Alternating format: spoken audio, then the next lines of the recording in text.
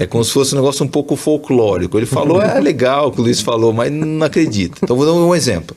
No meio do turbilhão do Covid, a gente fez, acho que fazia 3 lives por dia para deixar as pessoas a par de tudo, né? E teve uma que perguntaram assim, Luiz, tenta se transportar naquela época, né? Então, shopping fechado, e-commerce bombando, escola não tem aula mais presencial, é tudo online, então mudou muita coisa, né?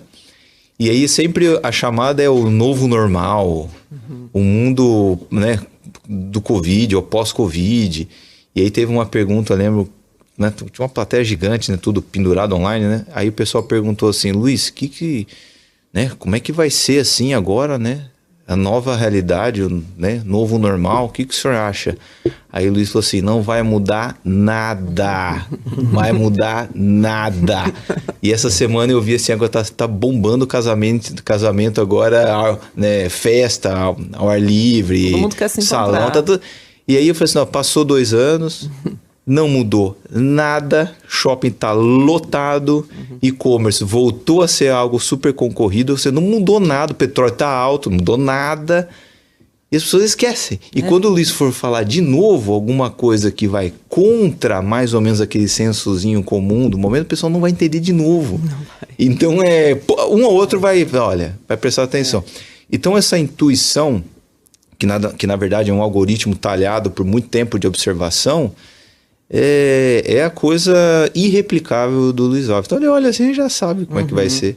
Mas isso também, né, uma coisa que me lembra sempre eu acho que vocês têm um conhecimento muito profundo de ciclos, talvez por já terem passado por vários, né, o Luiz Alves tem muito isso de quantos ciclos já foram, né, quantas vezes já não deve ter passado essa situação assim na sua frente de, epa, deu tudo errado, não deu não. E eu lembro que uma vez você falou isso pra mim, falou assim, não significa que o PIB tá caindo, que as empresas necessariamente vão mal na bolsa, não existe uma correlação natural entre os dois, existe uma né? correlação negativa. Negativa. O PIB vai mal, a bolsa vai muito bem. Completamente contra-intuitivo. Então, todo mundo fala, a economia não está boa, então a bolsa vai cair. Não tem nada que ver uma coisa com outra. Pode cair ou pode subir, se a economia estiver boa ou estiver ruim. Então, e isso você fala para alguém, o cara fala, esquece, esse cara não sabe o que está falando. Mas me impressiona a sua tranquilidade nas quedas, aliás, de vocês dois, né? De onde vem, assim? Não existe tranquilidade nas quedas. Disfarça bem. Saber disfarçar ajuda escola muito. de atores Wolfman. Eu, a vida inteira, da vida adulta, eu pesava 40 quilos. E caía variando de 37 a 42. Mas o peso médio é 40. Era muito comum, numa semana, perder 3 quilos. Só que isso é 9% quase. Ficar de cama, aí eu ficava um dia de cama. Nossa. E voltava a trabalhar. Quer dizer, isso é que é o amortecedor das quedas ou das altas ou em excesso. Então o sofrimento acontece. Então todo mundo reage igual. E a reação é pelo estômago e não é pelo coração, não é nada, é estômago. Você fica péssimo quando toda essa reação. E hoje, diz que hoje os intestinos são mais importantes que o cérebro humano. Isso é das pesquisas. Todas as reações do corpo é baseada, analisada do corpo pelos intestinos. Isso é a grande pesquisa do momento e, para mim, eu sempre soube que era. Quer dizer, a gente tem um sistema nervoso e tem que saber controlar. E não sabe controlar porque acontece esses assuntos. Mas aí bate isso, mas a diferença é o que fazer com esse sentimento. Isso, exato. Exatamente. E que atitude tomar, dado o sentimento que você está tendo. Porque pelo histórico do seu fundo, a gente sabe que por mais que haja sofrimento no momento, o senhor não sai vendendo, porque tem ações que estão lá há muito tempo. Desde que não mudou nada com a firma, está ótimo. Agora, se mudou um assunto na firma, vamos dizer que a firma faz alguma coisa que não se fabrica mais, está cheio de assunto sei, o radinho de pilha, ou coisas assim. Então, essas firmas acabam. Mas a firma que é normal e nada mudou, pode ficar com ela que vai dar certo. Não tem por que vender, né? Não tem. Mas esse ponto é o ponto que mais é interessante, que muita gente fica curiosa. Quer dizer, como é que você aguenta? Né? Como é que você não sucumbe? A resposta é sempre a mesma, mas tem opção? Eu não posso. Então, mas o que você sente? Eu falei, não, dá dor de barriga, dá formiga à nuca, né? Você fica sem dormir, você fica nervoso. Você fica nervoso por conta da performance, do erro, da frustração que você causa em pessoas, de ter tudo o que as pessoas imaginam que a gente sente, tá certo. Sente tudo. Talvez até pior.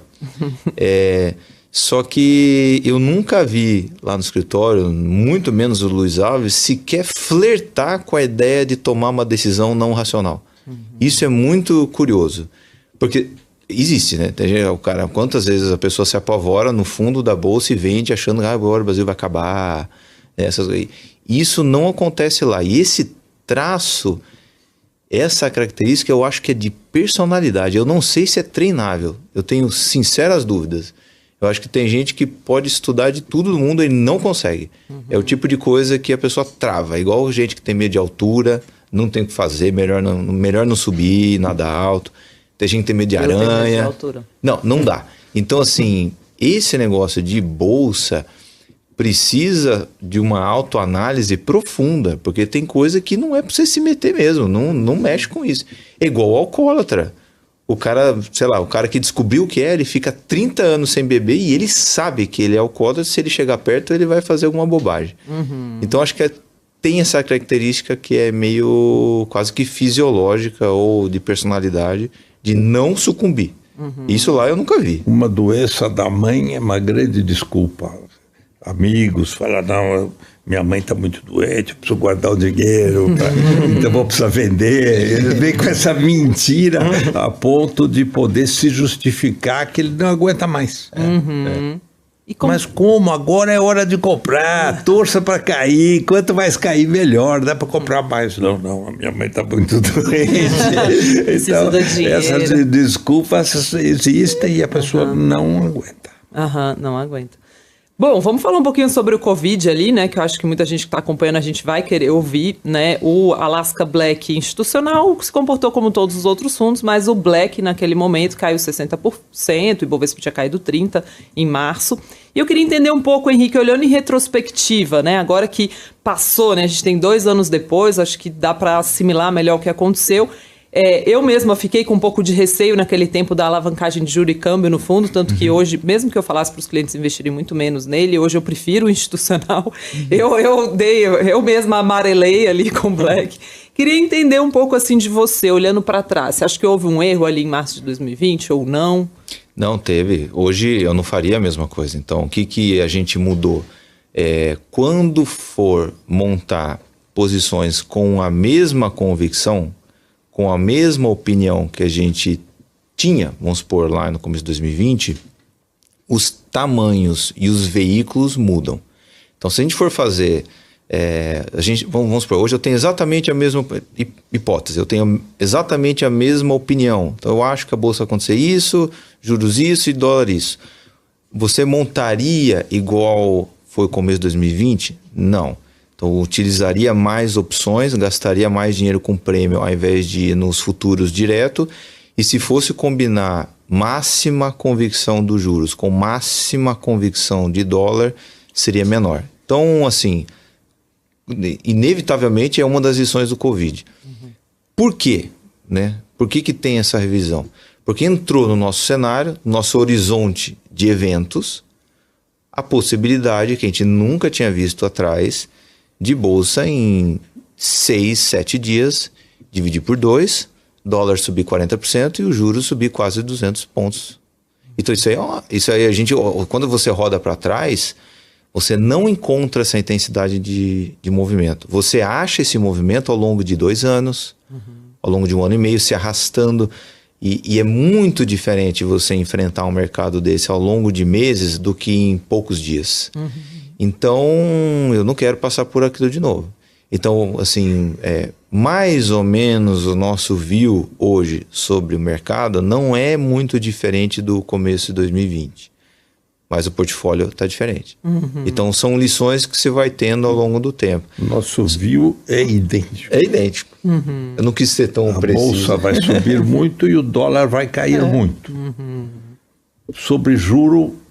E o juro está alto tanto quanto estava, mas no começo é muito difícil de dizer, porque o juro é um assunto, vamos dizer, social e político.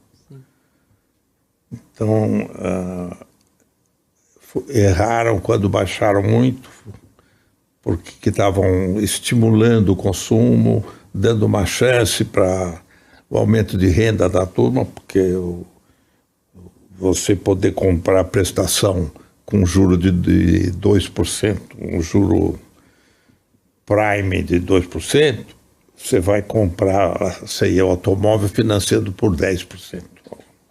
Hoje, com juro de 12%, o automóvel está custando 30%, qualquer coisa assim. Então, a perda de renda vira enorme.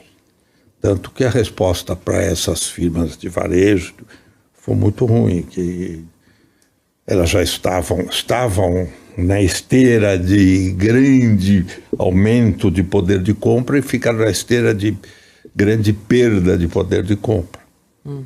Agora, todo mundo só fala o ano que vem, não, ano que vem a inflação é 3%. Não sei que base alguém pode ter para dizer que a inflação é 3%, porque se o petróleo for para 200 ou 300 dólares e o minério de ferro subir para 200, 300 também, a inflação vai continuar na casa de 12%, 13%. O pessoal acha que uma certa hora vai parar de subir petróleo e outras commodities e a inflação virá zero, ou até vai cair os preços das commodities.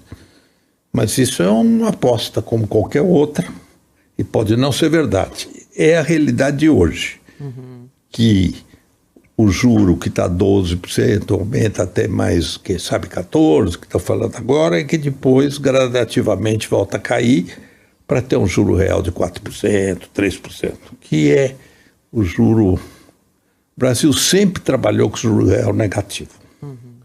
O juro real positivo é uma novidade de muito poucos tempos. E eu nem acredito que esse juro de 12% seja um juro positivo. Eu acho que ainda é negativo. É positivo para compra de alimento, compra de produtos do dia a dia, mas para acumulação de riqueza é um juro negativo. Os imóveis subiram mais, automóvel disparou de preço. Mas Então, falando sobre juro, Luiz Alves, esse cenário de inflação alta que pede um remédio de juro mais alto, não é ruim para a Bolsa necessariamente? não sei, não necessariamente. Tanto que tem mostrado que não. A Bolsa está... Os estrangeiros percebem que não, porque isso é coisa momentânea. Tanto não foi bom quando o juro estava a 2%, a Bolsa chegou no ponto que está hoje, com o juro que está... Acham que é um juro altíssimo. É um juro ridículo, não é de altíssimo. O que é que está havendo uma inflação, isso é para tentar corrigir em parte os efeitos. Não estimular a facilidade de aumentar preço. Porque tem caso de verdura e caso de assunto que dobra de preço do dia seguinte. Então, para evitar isso, mas isso não corrige nada. Então, é muito falatório, muita conversa, é para um assunto macro, um assunto para dar um rumo na política econômica, mas não é isso que corrige. O que corrige é o petróleo cair, é o dólar cair, basta cair o dólar 30%, 40%, está tudo corrigido. Não precisa mexer com juros, não precisa mexer com nada.